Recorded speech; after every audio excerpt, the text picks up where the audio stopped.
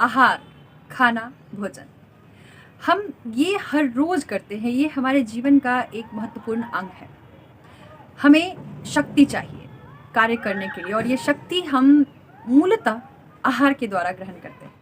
आहार सिर्फ शारीरिक ही नहीं बल्कि मानसिक भी होता है। हम क्या देखते, सुनते, बोलते हैं, ये सभी आहार के अंदर आते हैं। हम जो भी ग्रहण करते हैं अपने इंद्रियों के माध्यम से, आहार का योग में बहुत महत्व है।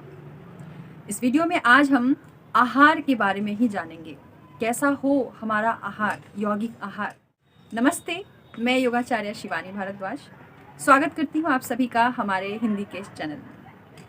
आज इस वीडियो में हम बात करने वाले हैं यौगिक आहार के बारे में, क्योंकि हम सभी जानते हैं आहार अगर हमारे जीवन में सही नहीं हो तो हम जीवन में कभी भी किसी भी सफलता को प्राप्त नहीं कर सकते, चाहे फिर वो योग ही क्यों ना हो। यौगिक जीवन में भी हम आगे नहीं बढ़ पाएंगे। आहार एक बेस बनाता है, एक बहुत ही मजबूत नींव का पत्थर बनाता है, जो कि आगे की सफलता को, हमारे जीवन में आगे की सफलता को निर्धारित करता है। शरीर माध्यम खलु धर्म साधनम, ऐसा कहा गया है हमारे ग्रंथों में, और ये शरीर ही सभी धर्मों का माध्यम है, चाहे वो फिर यौगिक कार्यकलाप क्यों ना हो। तो इस शरीर को बनाने के लिए आहार बहुत महत्वपूर्ण है, और ये भी कहा गया है जैसा खाए अन्न वैसा बने मन। तो आहार केवल शरीर को नहीं बल्कि मन को भी प्रभावित करता है। तो हमें बहुत ध्यान देने की ज़रूरत है हमारे आहार पे, हम क्या खाते हैं, क्या इंद्रियों से ग्रहण करते हैं, इन सभी का। अगर मैं योग की बात करूं तो योग में एक शब्द है मिताहार। मिताहार उसको बोलते हैं, मिताहार ऐसे आहार को बोलते हैं, ऐसे भोजन को बोलते हैं जो कि हमारे लिए लाभप्रद है, मित है, हमारा दोस्त है।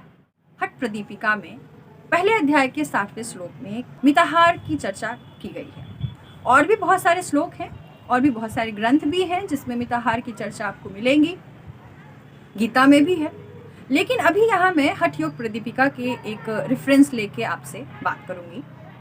उसमें कहा गया है सुस्निग्ध मधुराहार चतुर्थांश विवर्जिता भुज्यते शिव संप्रीत्यै मिताहार च उच्यते। अर्थात जो ऐसा आहार जो कि सुस्निग्ध हो, मतलब घी, शुद्ध घी, देशी घी में वो तला हुआ हो, पवित्र हो, शुद्ध हो, मधुर हो, मीठा। मतलब यौगिक जीवन में कैसा आहार चाहिए। मीठा मतलब वो प्राकृतिक मीठापन उसमें होना चाहिए, ना कि सिंथेटिक, जो आजकल हम वाइट शुगर, जो सफ़ेद चीनी हम यूज़ करते हैं, वो नहीं, उसकी बात यहाँ नहीं की गई है। तो मधुर हो, सुस्निग्ध हो और चतुर्थांश विवर्जिते। इसका क्या अर्थ है? चतुर्थ अंश मतलब जो एक जो पूरा पेट है हमारा, पेट का चौथा अंश, चौथा भाग वो खाली होना चाहिए। हमें इतना अन्न ग्रहण करना चाहिए कि हम जब खाए तो हल्कापन महसूस हो, भारी ना लगे। तो चतुर्थ जो अंश है वो खाली हो, उसमें वायु हो केवल। और उसके बाद कहा गया है कि शिव संप्रीत्यै, मतलब शिव, ईश्वर, यहाँ शिव ईश्वर का प्रतीक है। तो ईश्वर को हम जो भोजन उनको अर्पित करते हैं, मानसिक रूप से अर्पित करके हमें उसे खाना चाहिए, ग्रहण करना चाहिए। तो ऐसा जो आहार है वो बन जाता है हमारे लिए मिताहार। वो हमारे शरीर, मन, आत्मा, हर आयाम को पवित्र बनाता है, शुद्ध बनाता है, स्वस्थ बनाता है। तो ये बात तो हुई मिताहार हठ योग के अनुसार। और भी बहुत सारी बातें कही गई हैं, जैसे किस मौसम में क्या खाना चाहिए। तो अगर मोटी मोटी बात करें तो हर मौसम में मौसमी चीज़ों को खाइए, जो उस मौसम में प्राकृतिक रूप से पाया जाता है। ऐसे आहारों का ही ग्रहण करना आवश्यक है। आयुर्वेद में खाने को हम कैसे ग्रहण करें, मिताहार कैसे बनाएं हम अपने अन्न को, इसको बहुत ही आसान तरीके से समझाया गया है। मान लीजिए हमारा पेट एक बॉल है, गेंद है। अब उस गेंद के 2 हिस्से कर दीजिए।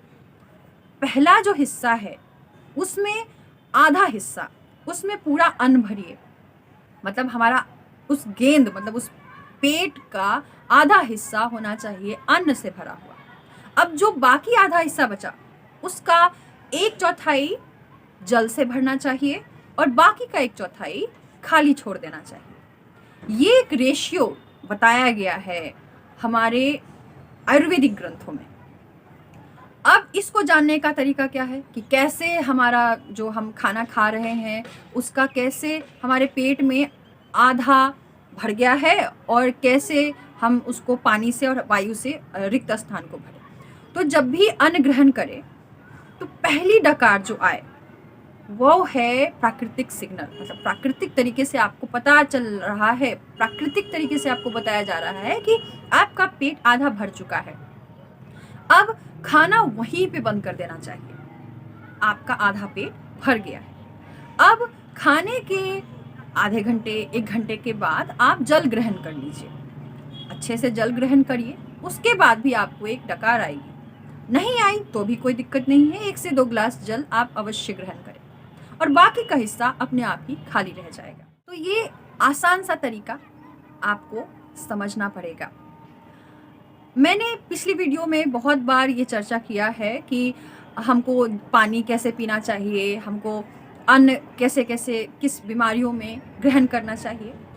आशा है आप उस वीडियोस को भी देखेंगे। उन वीडियोस में बहुत सारी चीज़ें आपके काम की है, उनको देखिए और इस वीडियो में जो भी आपने सीखा है उसे जीवन में उतारने की कोशिश कीजिए।